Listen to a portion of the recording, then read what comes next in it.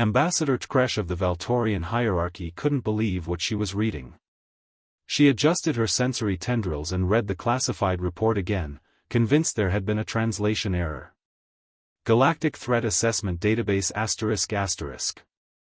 Entry: Human Adrenal System ***. Classification: Biological WMD, Class 7 ***. This has to be a mistake, she muttered, her violet skin darkening with confusion. Her assistant, a young Valtorian named Kelix, pulled up additional files. It's not, Ambassador. The Science Council verified it 3 times. Human adrenaline meets 7 of the 9 criteria for banned combat enhancement substances. Tkresh scrolled through the document, her horror growing with each paragraph. When threatened, human biology releases epinephrine and norepinephrine into the bloodstream. Effects include 300% increase in strength output, 40% reduction in pain perception, enhanced reflexes, tunnel vision focusing on threats, temporary immunity to shock, and the suppression of survival instinct. Asterisk. She looked up at Kelix. They do this naturally? Involuntarily, Ambassador. Their bodies weaponize themselves. The report continued with incident logs. Tkresh read about a human colonist named Maria Santos who had lifted a 2-ton cargo container off her injured daughter, something that should have been biomechanically impossible. About soldier Jake Morrison who continued fighting for 17 minutes after sustaining injuries that should have killed him instantly. About elderly human Robert Chen who fought off 3 armed Kryn raiders with nothing but a walking cane and what witnesses described as terrifying rage. The Galactic Convention banned combat stimulants in 2847, Tkresh said slowly. Every civilized species requires technological enhancement to achieve these results. Humans just make it themselves? Kelix nodded. The medical scans are conclusive. When a human perceives danger, their adrenal glands activate automatically. No injections, no implants, no choice. It's hardwired into their evolution. Tkresh pulled up the security footage from the Frontier Station incident that had triggered the investigation. A single human cargo handler named David Park had been present when Syndicate raiders breached the station. The video showed him grabbing a maintenance wrench and charging towards 6 armed attackers.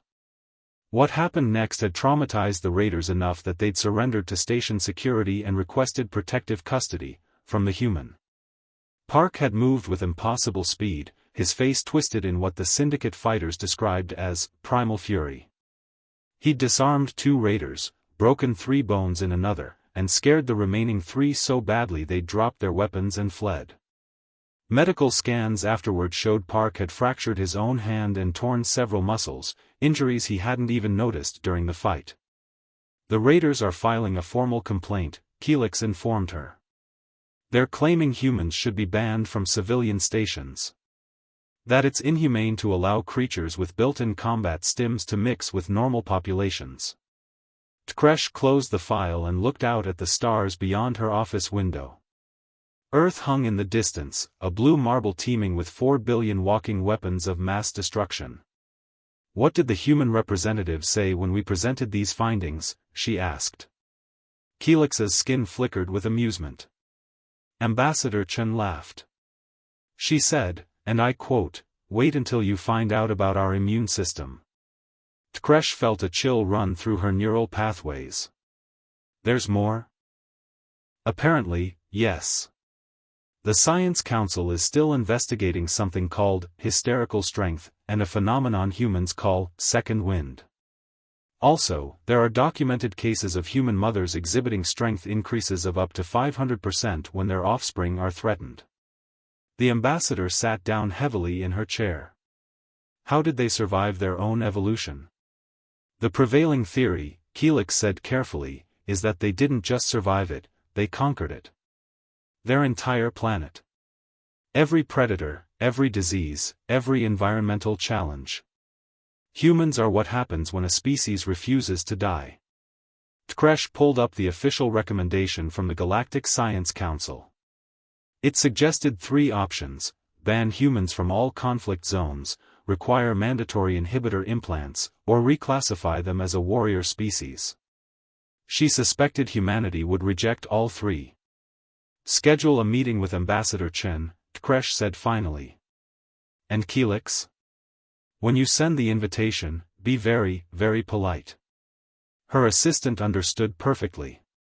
When dealing with a species that could transform into living weapons at a moment's notice, courtesy wasn't just diplomatic, it was survival.